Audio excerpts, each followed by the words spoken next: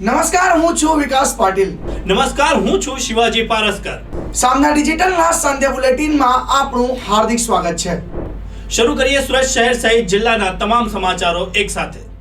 ભાજપના નેતા અને પૂર્વ શાસક પક્ષના નેતા અમિતસિંહ રાજપૂતની મુશ્કેલીમાં વધારો થયો છે. બિલ્ડરના અપહરણનો આક્ષેપ લાગ્યા બાદ આજે વધુ એક યુવકે ઉધના પોલીસ સ્ટેશનમાં વોટ્સએપ કોલ પર ધમકી આપી હોવાની અરજી આપી છે. સુરતના સચિનના પાલીગામમાં બિલ્ડિંગ ધરાશાયી થયા બાદ 7 લોકોના મૃત્યુ થયા હતા. તે ઘટના બાદ સુરત મહાનગરપાલિકાની ટીમ જાગી ઉઠી હતી અને આજ રોજ સુરતના કંસાર રોડ પર આવેલ આવાસના જર્જરિત મકાનો જે છે તે તોડી પાડવા માટે સુરત મહાનગરપાલિકાની ટીમ પહોંચી હતી, પરંતુ ત્યાંના સ્થાનિક લોકોમાં ભારે રોષ જોવા મળ્યો હતો.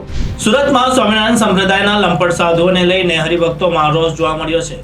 પાલનપુર પાટિયાના મશાલ ચોક ખાતે હરિભક્તોએ રોષ ઠાલવ્યો હતો અને હાથમાં બેનર લઈને આ લંપટ સાધુઓ સામે કાર્યવાહી કરવા માંગ કરી હતી. સુરતથી 300 થી વધુ હરિભક્તો આ સાધુઓ સામે કાર્યવાહી થાય તે માટે વડતાલ રવાના થશે. સુરત શહેરમાં વ્યાજંકવાદી લોકો વિરુદ્ધ સુરત શહેર પોલીસે લાલ આગ કરી છે. ઉધનામાં લાલી પંજાબી નામના વ્યક્તિની સુરત શહેર ઉધના પોલીસે ધરપકડ કરી છે. જે લાલી પંજાબી વ્યક્તિ છે તે ઊંચા ટકાવાળી વડે લોકોને પૈસા આપતો હતો અને ત્યારબાદ લોકો પાસે વધારેના પૈસા વસૂલતો હોવાનો દાવો કરવામાં આવ્યો છે. સુરતના સચિનમાં ગોડાઉન મેનેજરની મોટી બેદરકારી સામે આવી છે.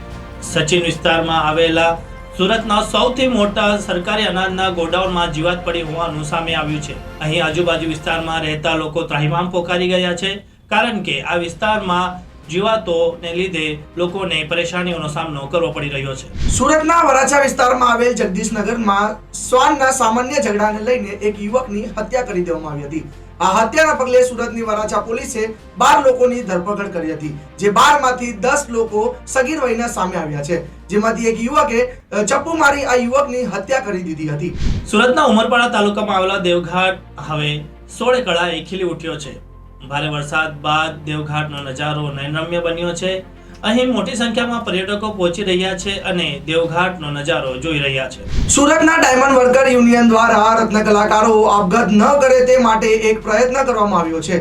રત્ન કલાકારો માટે એક હેલ્પલાઇન નંબર શરૂ કરી દેવામાં આવી છે. જે હેલ્પલાઇન નંબર દ્વારા રત્ન કલાકારો આપઘાત ન કરે તે માટેનું સૂચન આપવામાં આવી રહ્યું છે. ઉલ્લેખનીય છે કે 16 મહિનાની અંદર 62 રત્ન કલાકારોએ આપઘાત કરી દીધો છે. આવતીકાલે મોહરમ તહેવારને લઈને સુરતમાં ચુસ્ત પોલીસ બંદોબસ્ત ગોઠવી દેવામાં આવ્યો છે. સુરત પોલીસ કમિશનર અનુપમસિંહ ગેહલોતે જે વિસ્તારોમાં તાજિયા નીકળે છે તે વિસ્તારોમાં જઈને નિરીક્ષણ કર્યું હતું અને જરૂરી માર્ગદર્શન આપ્યું હતું.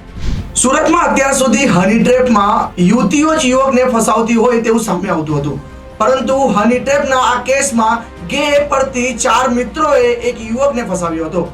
જે યુવક પાસેથી પૈસા નહીં પરંતુ ડિજિટલ પૈસા ખંખેરી લેવામાં આવ્યા હતા. જ્યાં સમગ્ર ઘટનાને લઈને વરાછા પોલીસે 2 લોકોની ધરપકડ કરી છે. તો આ હતા આજના મુખ્ય સમાચાર. નવા સમાચારો સાથે ફરી મળીશું.